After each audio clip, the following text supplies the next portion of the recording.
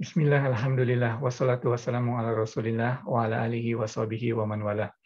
Rabbi shrahli sadari wa yassirli amri, wahlul uqdatam min lisani yafqahu qawli. Assalamualaikum ibu-ibu, bapak-bapak pengajian KGRI yang mulia Allah. Alhamdulillah wa syukurillah kita berkumpul kembali pada kesempatan kali ini dalam rangka memperingati Isra Mi'raj, ya, kesempatan Isra Mi'raj. Jadi insya Allah pengajian kita akan memperingatinya pada hari Sabtu ini, insya Allah kita akan ada halaqah. Tapi pada malam hari ini, malam 27 Rajab, insya Allah Ivan akan sedikit mengulas mengenai kejadian Isra Mi'raj dan juga hikmah yang bisa diambil dari Isra Mi'raj, insya Allah. Ya. Sebelumnya mengenai referensi, Ivan meneruskan apa buku yang kita baca dahulu, ya, The Footsteps of the Prophet, ya, karangan Profesor Tariq Ramadan, ada bab mengenai Isra Mi'raj. Kemudian sedikit juga dari bukunya Martin Link, Muhammad, His Life Based on the Earlier Sources, ya, Martin Links atau Abu Bakar Sirajuddin, ya, tertulis di bawahnya itu. Oke, insya Allah. Ya, sedikit mengenai kejadian Isra Mi'raj itu sendiri, ya. Para ulama menyebut, para ulama kebanyakan dari mereka menyebutkan bahwa kejadian ini terjadi pada tanggal 27 Rajab. Jadi sebagian besar pendapat demikian. Jadi bukan hanya di Indonesia, ya, di KGRI sendiri kalau ibu-ibu bapak-bapak mengikuti Imam Jamal Hamud juga mengadakan peringatan Isra Mi'raj dengan Al-Madinah. Kemudian di Amerika juga sekarang banyak juga conference atau teleconference atau Zoom meeting mengenai perayaan Isra Mi'raj, tetapi ada perbedaan pendapat, itu poinnya, ya. Dan tidak masalah, tapi sebetulnya yang poinnya bukan tanggal 27 Rajabnya, ya, jadi tidak perlu dipertentangkan. Sebagian besar 27 Rajab tidak apa-apa, tetapi yang utama adalah hikmah dari kejadiannya, itu yang penting, ya, insya Allah. Itu yang pertama. Yang kedua tentunya kita ini kalau tidak dibiasakan seringkali lupa, ya, atau tidak mengalokasikan waktu untuk mengingat Rasulullah. Jadi semakin banyak kesempatan kita untuk mengingat Rasulullah, semakin banyak tidak hanya mendapatkan pahala, tidak akan mendapatkan hasanah, tapi juga kita dapat belajar karena dapat melihat jejak langkah Rasulullah untuk mempelajari sifat-sifat beliau, insya Allah. Mari sedikit mengenai kejadiannya, ya.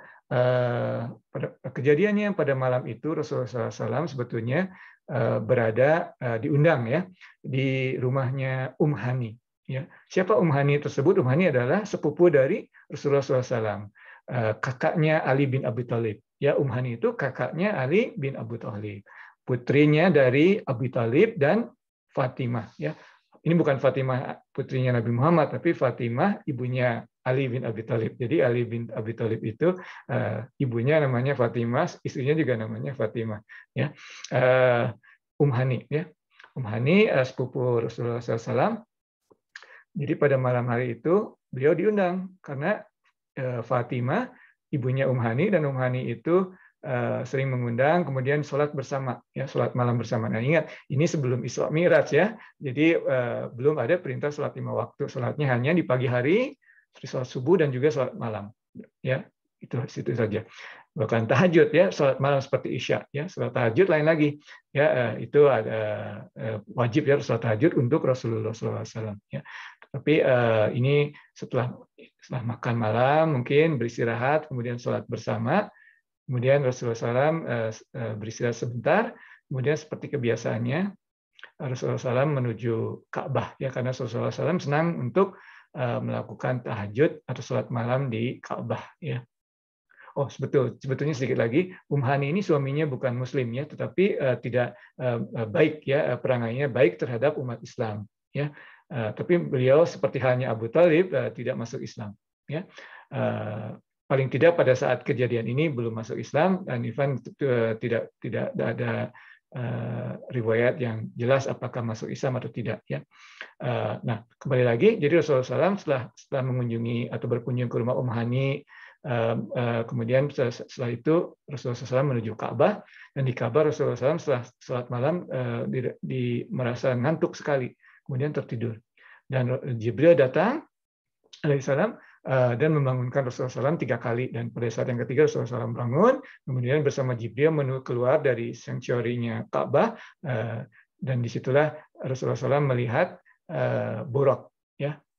Di Indonesia ada airline dulu ya, Borak ya. Nah, itulah Borak, nama binatangnya ya. Besarnya antara keledai dan anak kuda kalau tidak salah ya, dari riwayatnya. Ada sayapnya ya.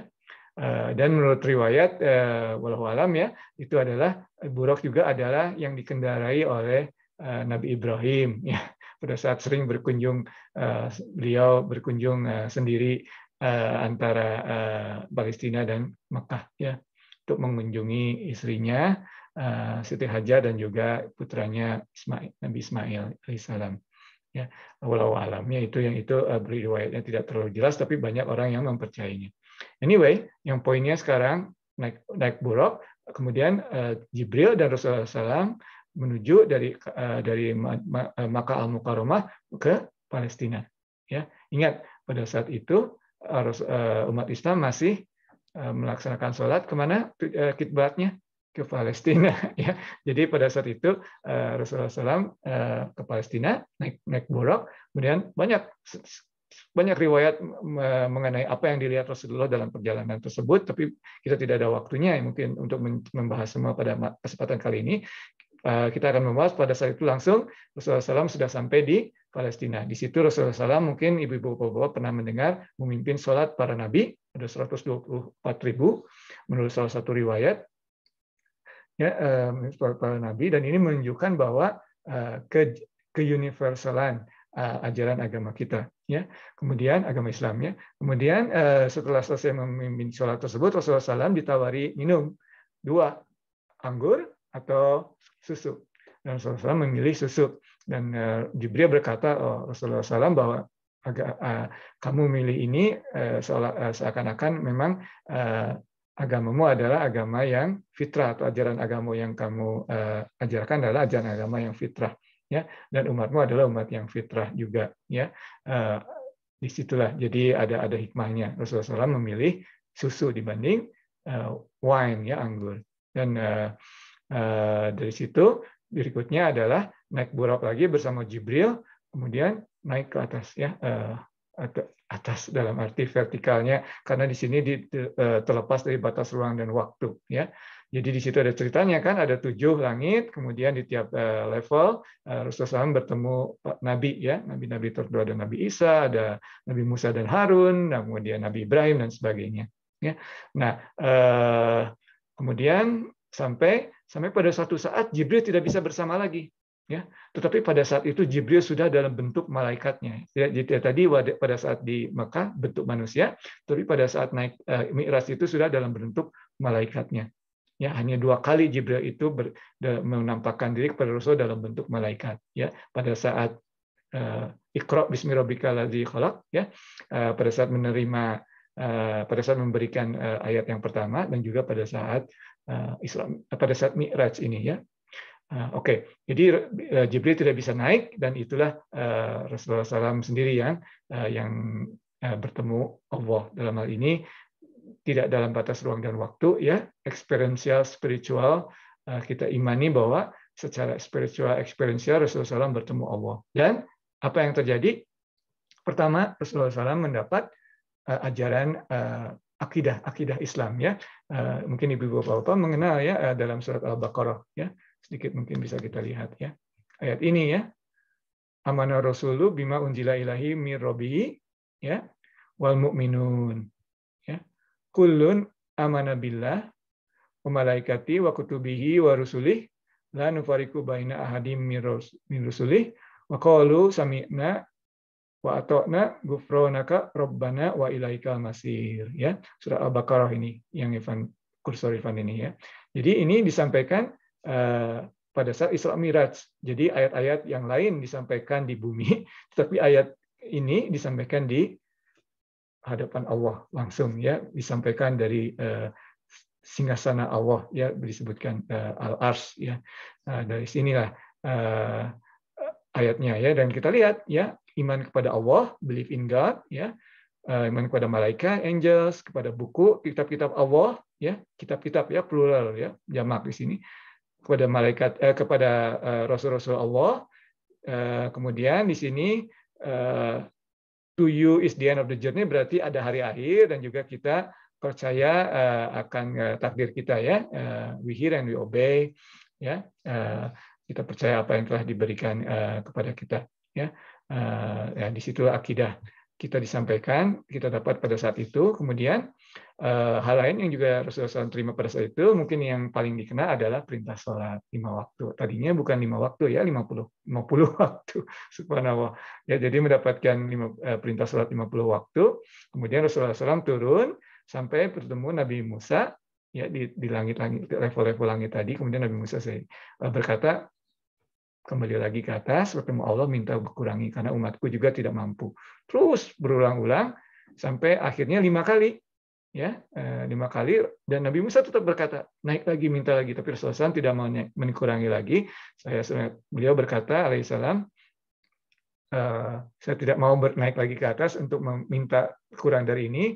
Anyway, 5 kali ini, setiap kali sholat mendapat 10 hasanah. Jadi seperti sholat 50 kali. Ya, dan itulah jadinya kita sholat 5 kali, sekarangnya 5 waktu. Pada saat itu, setelah itu umat Islam sholat 5 waktu.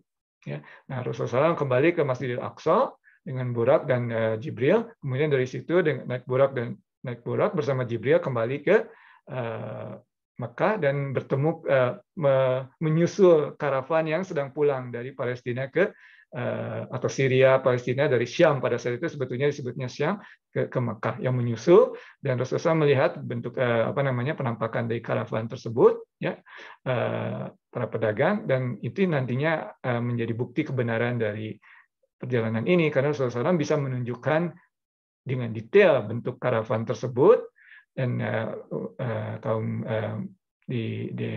umat Quraisy kaum Quraisy di Mekah dapat melihatnya sendiri pada saat karavan itu sampai di Mekah. Ya. Oke, jadi sampai di Mekah, kemudian Rasulullah SAW kembali ke rumah Hani dan mereka sholat pagi bersama, ya, sholat subuh bersama.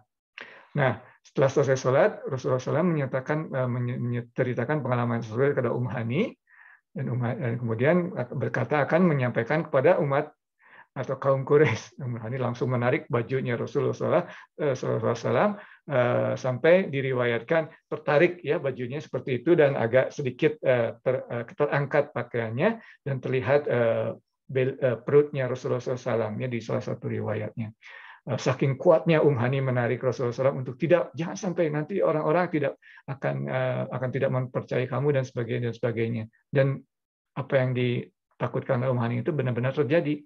Karena Rasulullah SAW pergi ke Ka'bah menyatakan pengalaman dan semua orang tertawa. Tertawa bukan gembira, tapi tertawa bahwa mereka akhirnya yakin, sudah ini akhirnya benar terbukti. Memang Majnun, memang gila, karena tidak mungkin. Jadi mereka semua percaya akhirnya agama Islam ini selesai karena yang mengajarkannya juga mengatakan sesuatu yang tidak mungkin. Dan kemudian mereka pergi, sebagian dari mereka pergi menemui Abu Bakar dan menyatakan, "Woi, teman kamu nih, ya, Rasulullah SAW menyatakan cerita seperti ini, mungkin sudah gila." Kemudian Abu Bakar di sini berkata, "Did he say it?" Apakah dia mengatakannya? Ya, dia mengatakannya. Kamu bisa lihat sendiri itu di Ka'bah. Ya, kalau dia mengatakannya berarti itu benar. Dan disitulah Abu Bakar mendapatkan gelar As-Siddiq. Ya, karena tanpa ragu kalau beliau mengatakannya berarti benar. Mengapa? Ya, katanya karena saya sering mendengar hal-hal lain yang tidak kalah menakjubkannya. Ayat-ayat Allah yang diajarkan Rasulullah tidak kalah menakjubkannya dibanding ini. Ya, jadi saya tidak sedikit ragu. Kemudian mereka bersama menemui Rasulullah dan Rasulullah SAW menyatakan kepada Abu Bakar, dan Abu Bakar mempercayainya. Bahkan Abu Bakar kan diriwayatkan pernah pergi ke Yerusalem, ke Palestina, ya. Dan gambaran Rasulullah mengenai Masjidil Aqsa Palestina benar-benar sesuai dengan apa yang Abu Bakar mengetahuinya di Palestina. Jadi Abu Bakar yakin sekali. Ya. Kemudian menceritakan tentang karavan tadi yang disusul, dan ternyata beberapa minggu kemudian karavan itu sampai di Mekah dan benar-benar seperti itu kejadiannya, ya, karavannya seperti itu. Jadi seharusnya orang-orang yakin kebenaran tersebut, tetapi yang namanya orang yang tidak percaya selalu ada saja alasannya, ya. Dan memang pada saat itu banyak umat yang meninggalkan Islam, umat Islam yang meninggalkan Islam pada saat itu karena kejadian itu. Ya, dan disinilah mungkin akan kita pelajari hikmahnya. Ya, pertama, hikmah pertama ya, ingat ya, ini kejadian Isra Mi'raj ini setelah lowest point dari Rasulullah SAW, yaitu kejadian di Taif. Ya, jadi dari awal risalahnya, kemudian tahun-tahun kesedihan, ya, boykot, kemudian Siti Khadijah meninggal, Abu Thalib meninggal, kemudian diusir dari Mekah, Rasulullah SAW pergi ke Taif, juga diusir dari Taif. Ya, titik terendah, dan beliau menyatakan tersebut kepada putrinya Fatimah. Ya, tetapi pada saat itu umat, tidak hanya Rasulullah, umat Islam juga mendapatkan cobaan, dan beberapa umat Islam sudah mulai meninggalkan Islam. Ya. Dan pada saat kejadian Isra Mi'raj ini, karena ketidakpercayaannya, ada lagi orang yang meninggalkan Islam. Tetapi hikmahnya, disinilah Allah Subhanahu Wa Taala dengan hikmahnya seolah menyaring yang terbaik dari umat Islam tersebut. Mengapa? Karena akan setelah kejadian umat Islam ini, Rasulullah SAW bertemu utusan dari Madinah, dari Yathrib pada saat itu, dan hijrah beberapa tahun kemudian. Dan di Madinah umat Islam dan ajaran Islam berkembang. Ya, dan itu bisa terjadi karena Rasulullah SAW mempunyai istilahnya the main team, ya, the A team, the A-list team, ya, yang terbaik, ya, yang dapat mengajar. Karena sebelum Rasulullah SAW sendiri hijrah ke Madinah, sudah ada utusan Rasulullah SAW yang mengajarkan Islam di Madinah. Ya, jadi betul-betul Allah Subhanahu Wa Taala benar-benar menyaring. Inilah yang terbaik, yang dengan segala cobaan, ya, boykot dan sebagainya hingga Isra Mi'raj mereka tetap percaya, dan utamanya adalah Abu Bakar dan Umar, ya, radhiyallahu anhuma. Ya, oke, so itu yang pertama. Oke, kemudian yang kedua sebetulnya barusan kita bahas juga, ya. Jadi itu titik terendah secara pribadi Rasulullah SAW. Tetapi Allah tidak melupakan Rasulullah SAW, ya, karena hadiah dari diberikan mukjizat tersebut, ya, Isra dan Mi'raj. Jadi seolah-olah kita juga sering, ya, kita mencapai titik terendah dalam hidup kita, jangan putus asa. Allah tidak melupakan kita. Dan bisa jadi Allah Subhanahu Wa Taala akan memberikan sesuatu yang besar setelah itu. Seolah-olah dari hikmah yang tadi, ya, kadang-kadang kesulitan kita, kegagalan kita seolah-olah akan membersihkan sesuatu yang sebetulnya menghalangi kita untuk mencapai yang lebih baik lagi. Ya, seolah-olah di istilah dalam ilmu tasawuf, ya, hati kita itu diremukkan dulu. Ya, jadi yang kotor itu diremukkan dulu, hingga yang kerak-keraknya itu hilang, dan hanya dengan di hati yang remuk, yang retak tersebutlah cahaya Allah bisa masuk. Ya, karena kalau hatinya remuk, kalau hatinya tidak remuk dan terhalang oleh kotoran-kotoran, cahaya Allah tidak bisa masuk. Tentu Allah bisa, kalau Allah mau bisa masuk, tetapi Allah kadang-kadang meminta kita untuk berikhtiar, ya. Jadi pada saat kalau kita ada mencapai suatu kondisi yang remuk tersebut, ya, hancur tersebut, pada saat kita tawakal, cahaya Allah bisa masuk sedikit, ya, dari situ. Itu yang kedua. Yang ketiga, yang terakhir mungkin pada kesempatan kali ini, ya, adalah pembebasan. Ya, ingat, ya, jadi Rasulullah SAW ini Mi'raj itu terlepas dari ruang waktu, ya, dan juga terlepas dari ruang waktu dan, ya, batas ruang dan waktu, maaf, ya. Dan kita sering mendengar hadis Rasulullah bahwasannya sholat itu adalah mi'rajnya kaum yang beriman, mukminun, ya. Itu tadi, jadi kita di tengah hingar-bingar kehidupan dunia, kesibukan kita, tapi kita jangan diremehkan sholat tersebut, ya, karena sangat membantu kita, ya, untuk mengembalikan kondisi kita, ya. Jadi seolah-olah kita dalam saat kita melakukan sholat tersebut, kalau kita melakukannya dengan sebaik-baiknya, dengan khusyuk hadir, kita akan terbebas dari ruang dan waktu. Dan ingat, pada saat kita selesai, kita mengucapkan Assalamualaikum, ya. Assalamualaikum, assalam itu salah satu asmaul husna, nama Allah. Sebetulnya selain peace, ya, selain kedamaian, juga keseimbangan, flawless, ya. Jadi banyak artinya salam itu, tidak cuma satu arti, ya. Dan itulah pada saat kita sholat, kita dari mulai Allahu Akbar, ya. Kemudian assalamualaikum, kita mencapai keseimbangan lagi. Karena sebelum kita sholat, mumet sekali dengan pikiran-pikiran dunia, tapi setelah kita sholat, bila kita menghayatinya dengan sebaik-baiknya, kita sampai pada kondisi keseimbangan. Flawless lagi, siap lagi untuk mengikuti hingga atau hidup. At the end of the day, kita hidup di dunia, kita terbatas oleh ruang dan waktu, kita hidup di dunia juga ada hikmahnya ya, kita kembali ke hidup dunia, tapi mungkin paradigma kita ya, pola pikir kita, bukannya kita alhamdulillah selesai sholat, kita balik lagi ke dunia, tapi justru pada saat kita selesai dunia tadi ya, jadi pada saat kita ini alhamdulillah tuh pada saat kita bisa meluangkan waktu dari kehidupan kita untuk bercengkrama dengan Allah Subhanahu wa taala. Demikian ibu-ibu, bapak-bapak, pengajian KGRI yang dirahmati Allah, salat adalah mi'rajnya kaum beriman, umat yang beriman, mukminun ya. Semoga Allah Subhanahu wa taala memberikan kepada kita atau kemampuan untuk mengambil hikmah dari kejadian Isra Mi'raj ini, juga meningkatkan kecintaan kita kepada Rasulullah SAW, dan insya Allah amal ibadah kita diterima oleh Allah Subhanahu wa taala. Maaf atas segala kekurangan, baik dari sisi isi maupun penyampaian. Yang benar hanya dari Allah, kesalahan dari Irfan. Assalamualaikum warahmatullahi wabarakatuh.